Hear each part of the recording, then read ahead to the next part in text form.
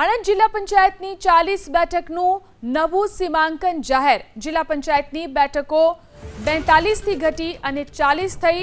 નવા સીમાંકનને કારણે રાજકીય સમીકરણો બદલાયા। જિલ્લા પંચાયતની ગામડી અને નવાખલ બેઠક રદ કરવામાં આવી। તારાપુર બેઠક રદ કરી અને નવી મોરજ બેઠકની રચના કરવામાં આવી। આણંદ તાલુકાની બેઠક 9 થી ઘટી અને હવે 8 થઈ। આંકલાવ તાલુકાની બેઠક 4 થી ઘટી અને 3 થઈ।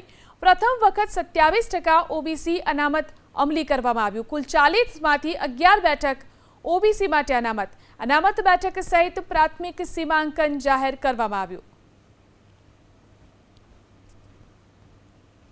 તો આણંદ તાલુકાની બેઠક હવે 9 માંથી ઘટી અને 8 થઈ ચૂકી છે। આંકલાવ તાલુકાની બેઠક 4 થી ઘટી અને 3 થઈ ગઈ છે। તો આ નવું સીમાંકન છે। પ્રથમ વખત 27% ઓબીસી અનામત અમલી કરવામાં આવ્યું છે।